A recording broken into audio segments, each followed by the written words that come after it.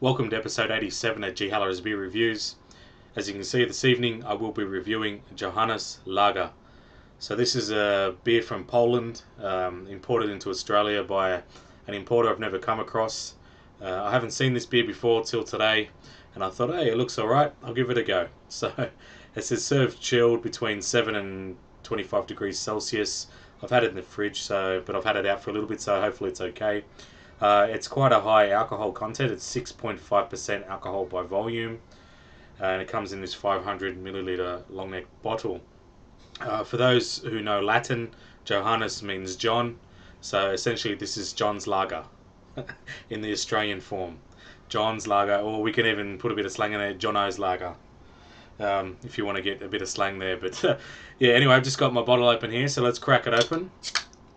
I looked online for this, not much about it, so I don't have any idea how it is. It's foamed up a little bit there. This glass here really gets a strong head on it, so I'm just going to try and take it easy.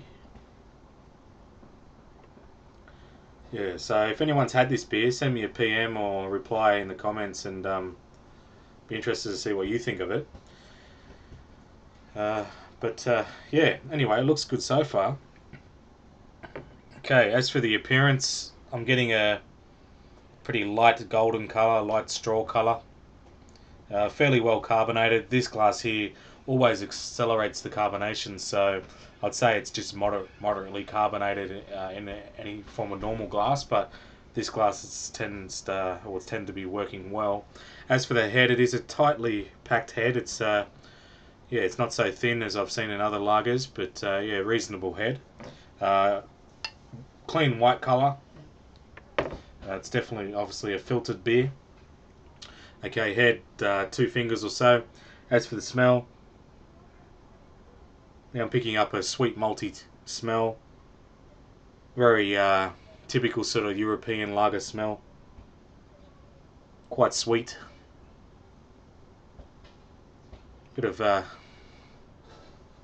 bit of a hop smell coming through, but not a great deal. Mostly the malt's very pronounced malty smell. All right, most important part, or whatever you want to call it, but let's get into it. The taste test. Cheers.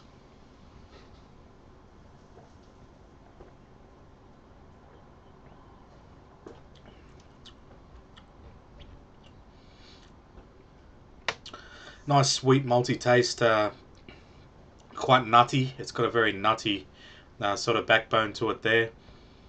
Hop bitterness on the lesser side, not a extreme lingering bitterness. It is there. It's quite pleasant actually. It's fairly well balanced. It's yeah, it is there, but again, generally with the European pilsners or lagers, you'll notice that particularly the lagers, pilsners tend to have more of a hop bite into them or with them. Yeah, the lagers from Europe are very sweet malty taste, and if you like that, it's great. But some people might be turned off by that. But these are how lagers are meant to be. You know, the lagers we have in Australia and all those adjunct sort of beers, a bit different, made with cane sugar, etc. All right, give it another go.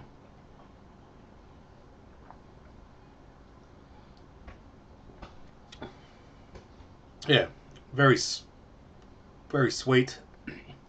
Bitterness could be a little bit more bitter for me. It's not bitter enough for me.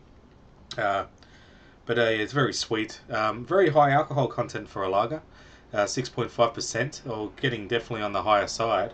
But in saying that, it's not something that takes away from the beer. It actually probably adds to it. You can sense the higher alcohol volume in the beer, but it's not a negative point of the beer. It's actually a positive. Gives it a bit of a kick. It's quite nice.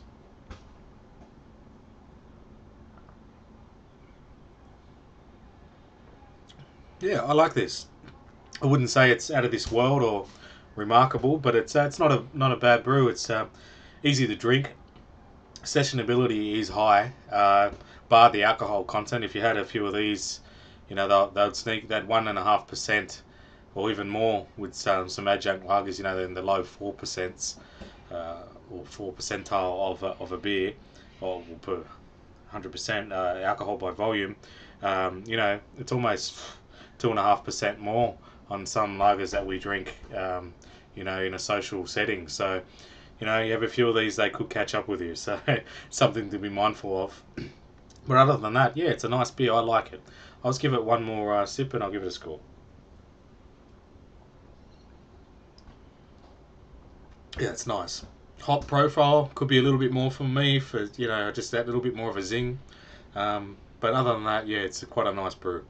In saying that, what I give it a 7.5 out of 10. I think it's quite reasonable. I wouldn't say it's the best beer I've ever had, but I think it's quite nice.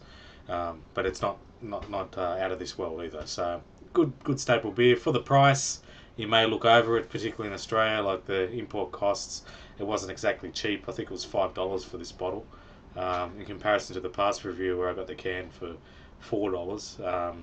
Yeah, it was $5 something. So yeah. Anyway, I'm raving on a little bit now, so I'll let you guys go. But thanks for watching another G Haller beer review, and I'll see you in the next one. Cheers.